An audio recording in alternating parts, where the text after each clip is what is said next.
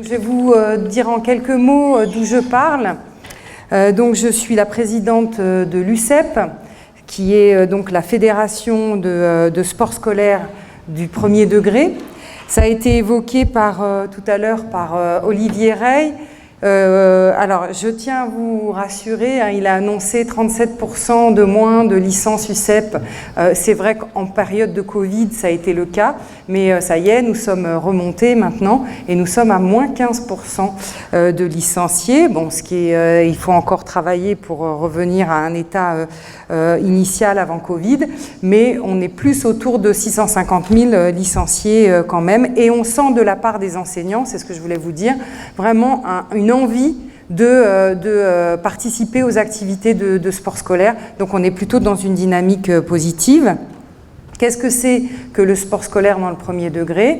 Eh bien, c'est tout simplement l'organisation de rencontres sportives qui viennent en aboutissement du cycle d'apprentissage en EPS. Voilà, je vous le fais un peu court. Donc, l'ADN, alors il y a quand même une spécificité par rapport à ces rencontres sportives dans le premier degré, c'est qu'il n'y a pas de compétition.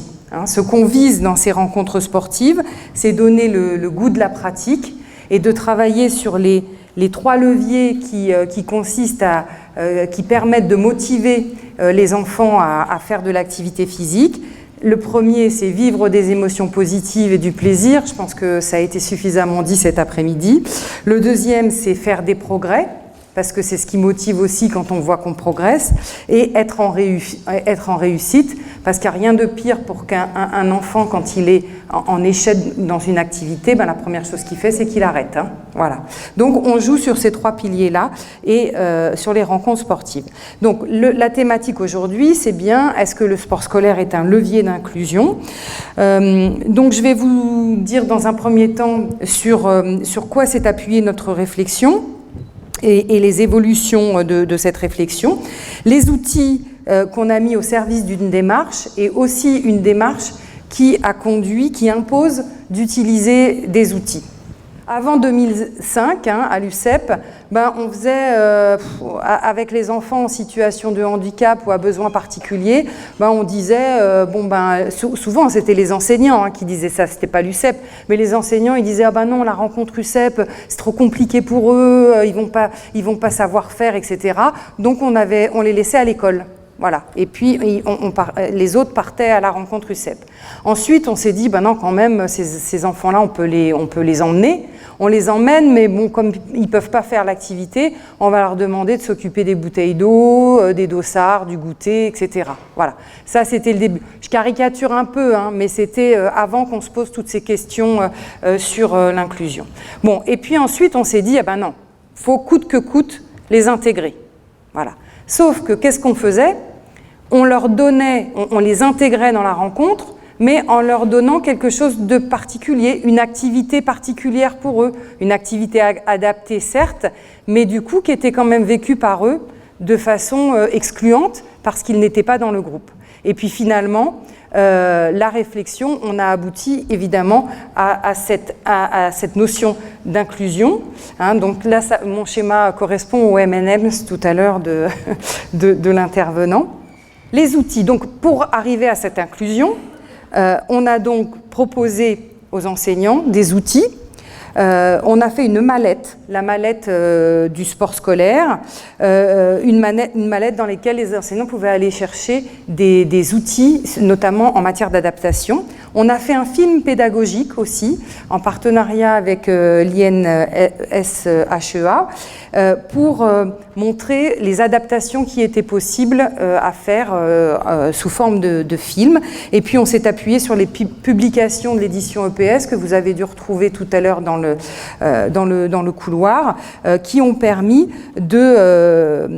d'utiliser des outils de proposer des outils pédagogiques pour élaborer ces rencontres. On a également un outil qu'on appelle, nous, la rencontre sportive associative, c'est-à-dire que l'inclusion n'est pas une option, elle est intégrée dans toute rencontre sportive proposée par l'UCEP. Elle est partie intégrante de la rencontre sportive. On ne peut pas imaginer une seule rencontre sportive qui ne prenne pas en compte cette thématique de l'inclusion.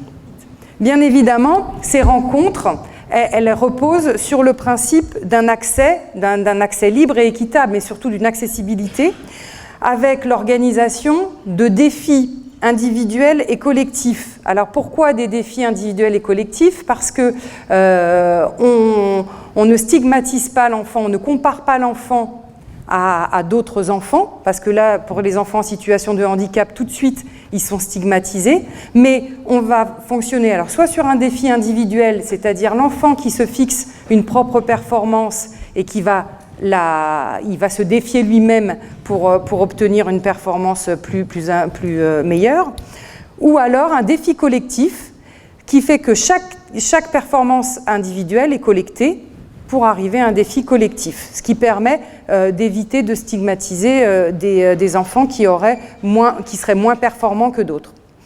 Une découverte de pratiques handisportives dans une volonté d'ouverture culturelle, ça on essaye de le faire dans les rencontres, hein, des enfants qui vont faire du basket roulant dans des fauteuils, qui vont faire de la boccia, etc.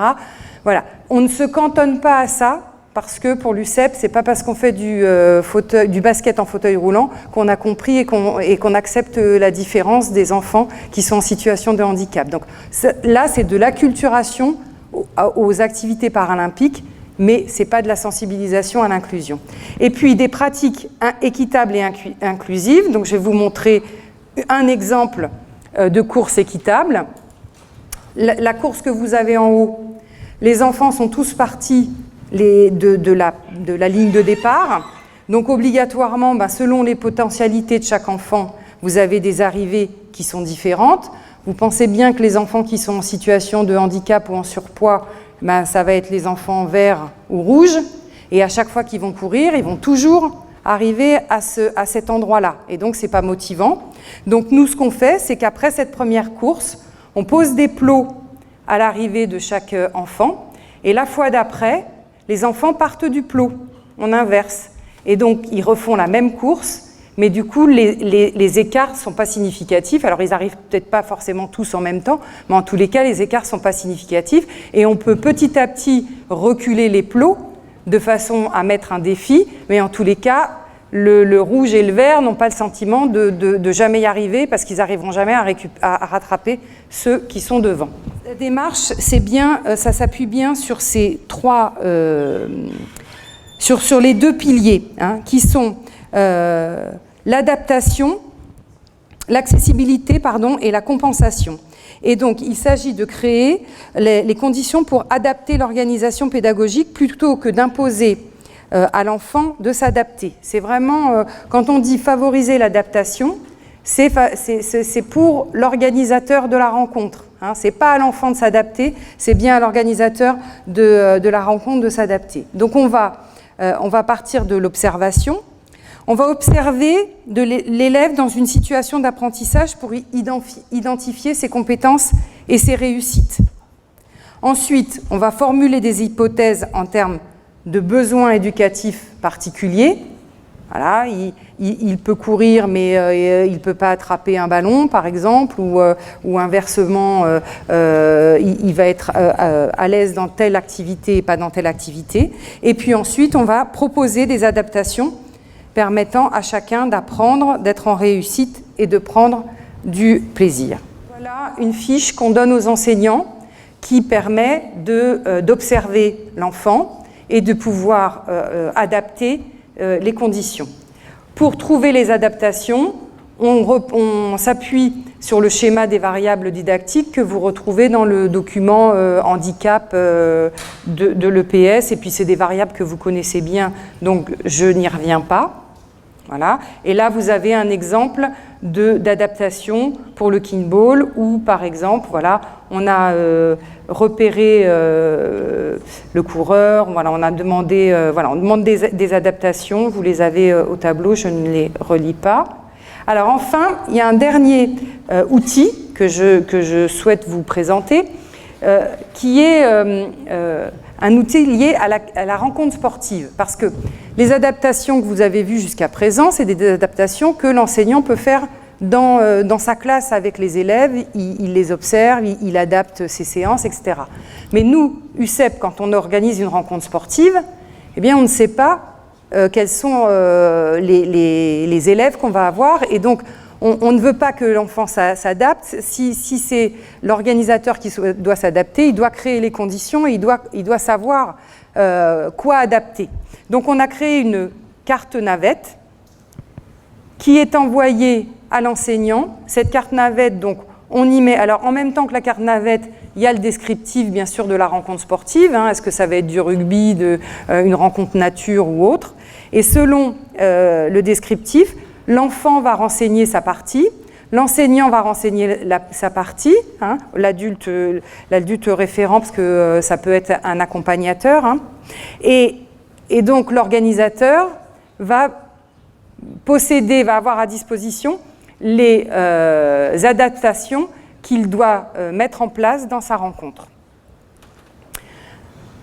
L'organisateur va même renvoyer la carte navette pour prévenir l'enseignant qu'il a mis en place des adaptations pour cet élève, ce qui permet de discuter aussi avec les élèves de la classe pour que tout le monde soit au courant qu'il va y avoir ces adaptations et que personne, aussi bien les élèves qui sont en situation de handicap que les autres, n'ait l'impression de subir des adaptations qui n'auraient pas été communiquées à tout le monde. Voilà, donc qu'est-ce que la carte navette? C'est ce que je viens de vous expliquer.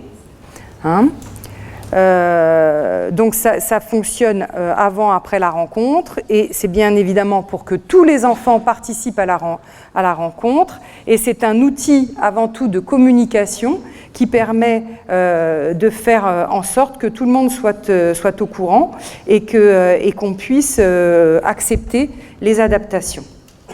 Voilà, donc c'est la façon dont l'UCEP rend concret l'inclusion des élèves en situation de handicap ou à besoins particuliers, parce que c'est beaucoup plus large, de façon à ce que tous les enfants puissent accéder à la rencontre sportive, participent aux activités sportives comme les autres, et ça vient d'être dit, il faut vraiment avoir que ces enfants aient le sentiment d'avoir participé à une rencontre sportive comme tout le monde, même si on a prévu des adaptations pour eux. Alors déjà, merci aux organisateurs, merci à la AEPS d'avoir associé le sport scolaire dans les riches échanges de cette journée. Ça sera un plaisir de vous montrer l'ensemble des leviers en fait, sur lesquels on peut agir au niveau du sport scolaire, l'ensemble des champs d'action en fait, qu'on investit sur les thématiques de l'accessibilité et de l'inclusion. Premier élément, premier levier qui est d'importance en fait, c'est le sport partagé. Alors vous savez que à l'UNSS notamment, le sport partagé est un grand élément du programme de l'UNSS dans les pratiques sportives. Il associe en fait deux élèves valides et 2 élèves en situation de handicap. Mais on parle de 2 élèves en situation de handicap, quel que soit le handicap, d'accord? Des élèves en MDPH, des élèves de MDA. Donc là, je vous ai mis tous les petits sigles et logos. Alors, je ne sais pas si on voit suffisamment bien. Donc, ça associe pas que le handicap physique, mais vraiment tous les types de handicap. Donc, des élèves qui sont, par exemple, en Ulysse sont associés avec les élèves valides dans les actions de sport partagé. Et donc, à travers ces actions de sport partagé, on va les retrouver où? À l'association sportive, dans les pratiques de loisirs, les pratiques de découverte, dans les formations, les différents rôles qui sont mobilisés à l'UNSS, les rôles de jeunes officiels, mais aussi pour ceux qui le souhaitent sur le pôle plus compétitif. Dans les activités sportives, il y a des compétitions, il y a des séries de sports partagés qui permettent justement à ces élèves de s'engager avec leurs enseignants, avec leurs associations sportives, dans des compétitions, des rencontres officielles, jusqu'à des rencontres au niveau national, championnat de France. Voilà. Et même si on est dans de la compétition, on reste dans de l'échange, dans du partage, dans un travail d'équipe. C'est vraiment l'équipe à chaque fois qui avance et c'est ça qui est vraiment intéressant. Donc toutes les expériences sont très très riches à ce niveau-là. On a aussi un championnat qui est spécifique, qui s'appelle le championnat multi-activité. Et ce championnat, je ne vais pas vous donner les détails, je vais essayer d'avancer vraiment sur tous les types de leviers, mais c'est un championnat vraiment dédié au sport partagé. Donc ça, c'est un premier levier. Je passe assez vite, mais c'est quand même le plus gros levier, vraiment, qui est engagé dans tous les établissements scolaires, en fait, qui peut être mobilisé et qui permet de valoriser vraiment l'engagement de tous les élèves et l'association des élèves en situation de handicap avec les élèves valides. Voilà. Deuxième levier, alors là, sur la question du parasport. Alors le parasport, je vais passer assez vite, mais au niveau de la définition, c'est un mot assez nouveau. C'est un mot qui n'est pas dans le dictionnaire. Larousse, Robert, on ne le retrouve pas. 2016, en fait, c'est les délégations sportives qui récupèrent les activités de parasport. Avant, on était sur du handisport. Alors le handisport, ça existe toujours, mais c'est une fédération, d'accord, le handisport. Et là, on part sur des pratiques qui seront donc des pratiques parasportives, notamment portées par le comité paralympique. Voilà. Donc le parasport, c'est donc l'activité pour les personnes en situation donc, de handicap physique, monter des partenariats et des projets avec de multiples acteurs. Donc là, on est dans une dynamique au niveau de l'académie de signature de convention. Alors, on a signé une convention au niveau même régional avec l'ensemble des académies, avec FFSH et le sport partagé, donc les comités régionaux et la Ligue Île-de-France pour le développement des pratiques de parasport et de sport partagé. Voilà. Tout ce que je vous dis là, en fait, tout est accessible facilement sur le site internet ULSS Créteil. Vous avez les conventions, vous avez tous les projets, toutes les actions qui sont développées. On a un autre levier qui est celui de signer aussi des conventions avec les ligues et les comités sportifs, avec le mouvement sportif. À chaque fois qu'on fait un travail de signature, on en a fait un paquet l'année dernière, à chaque fois qu'on fait un travail de signature, derrière, la question de l'inclusion, elle est posée. La question de la pratique pour les élèves en situation de handicap, elle est posée avec des axes de développement qu'on écrit noir sur blanc sur la table et des projets, des actions qu'on met en place derrière. Donc c'est que du concret et que ça a un impact réel sur le terrain jusqu'au plus près de la pratique et au niveau des AS. Voilà. Donc on a des partenaires aussi de tout type qui s'engagent. Les déclinaisons, là on voit par exemple que la Neila qui est notre ambassadrice pour l'activité kayak, médaillée paralympique. On a Aladji, qui là on le voit sur un cross académique, qui court, il est non-voyant, il a fait 3 Jeux paralympiques, il court avec un élève sur tout le cross. C'est des actions, en plus il est très très engagé au niveau de l'académie et même nationale sur des actions scolaires, donc de découverte et d'inclusion. Toujours dans le parasport, au niveau de la pratique, là l'idée c'est vraiment d'engager une pratique parasportive pour ceux qui ont le besoin d'avoir une pratique adaptée. Dans un premier temps, si on développe la pratique, on peut après mieux valoriser et engager l'inclusion, c'est-à-dire le travail d'un élève, un élève intégré à son collectif, à son groupe d'élèves.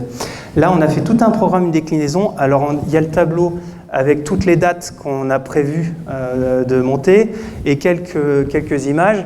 L'idée, c'est tous les mois de faire une action promotionnelle, si on peut l'appeler comme ça éventuellement, mais dédiée aux élèves en situation vraiment de handicap. Et là, donc il y a une action par exemple para-nautique pour les activités de nautisme, l'action sur les activités en escalade, on a toute une déclinaison, tout un programme sur l'année. Et ce programme, là, les enseignants peuvent s'y inscrire, et s'ils n'ont pas d'élèves en situation de handicap dans leurs AS, ils peuvent aller chercher dans l'établissement et c'est un moyen aussi d'amener les élèves à la pratique. Voilà, on s'ouvre aussi aux établissements spécialisés et il y a des associations qui se font entre des établissements spécialisés et les établissements scolaires. Et là, c'est important aussi parce que pour nous, il suffit juste qu'ils soient affiliés. C'est 80 €, ils n'ont pas besoin de payer plus en étant établissement spécialisé. Ils sont associés à un établissement, ils peuvent pratiquer toutes les activités du sport scolaire. Un autre levier, c'est celui de la sensibilisation. Alors là, on a beaucoup d'actions en fait qu'on engage. La sensibilisation, elle se fait à deux niveaux. Il y a des actions donc promotionnelles pour les élèves en situation de handicap, mais ouvertes aussi aux élèves valides, d'accord? Donc là, on a par exemple une journée para-sportive à la Maison du Hand. Là, la prochaine, ça va être le 1er décembre.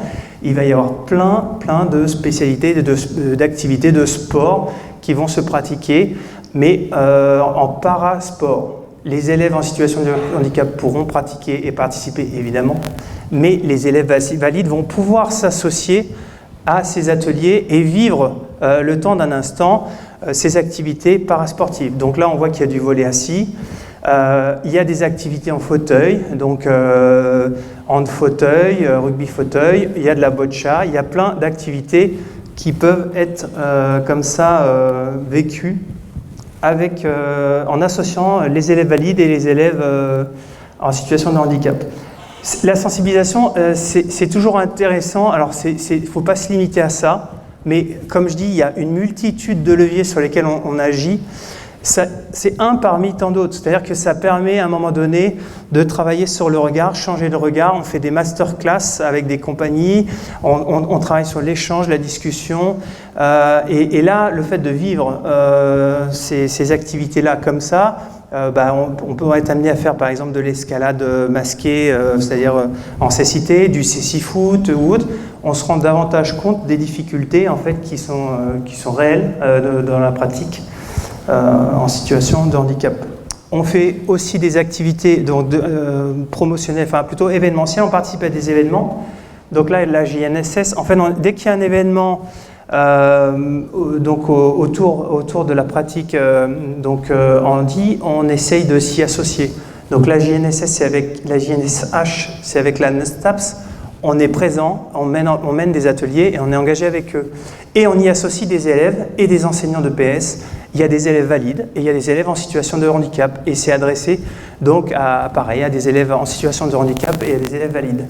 Voilà, il y a des journées, la journée olympique et la semaine olympique paralympique. Il y a plein d'actions, on fait des courses solidaires, un trail avec l'APF. Plein de projets d'action, je ne vais pas les décliner là, mais c'est pour vous dire que ce sont des éléments qu'on propose en plus, qui peuvent avoir aussi, à un moment donné, un intérêt dans les projets des associations sportives. Aujourd'hui, j'ai mis un petit truc en direct parce qu'aujourd'hui, j'ai mon adjointe qui est actuellement à la journée olympique et paralympique, donc Marion Relier, qui pilote tout le volet sur l'inclusion. Et elle est aujourd'hui, là on a un stand justement avec France Télévisions, on voit c'est tous nos élèves qui interviewent donc Erika Sauzen qui est une parathlète en aviron et Benjamin Davier qui était le porte-drapeau des JO d'hiver. Donc là les élèves peuvent vivre toute l'après-midi sur le village et on anime des ateliers de fauteuil, activités fauteuil. Alors ça doit être basket ou je sais plus, mais il y a plusieurs activités et laser run, voilà. Là, c'est co-organisé, il y a des élèves qui animent des stands avec des enseignants et puis il y a des élèves qui ont pu travailler ce temps d'échange avec les athlètes.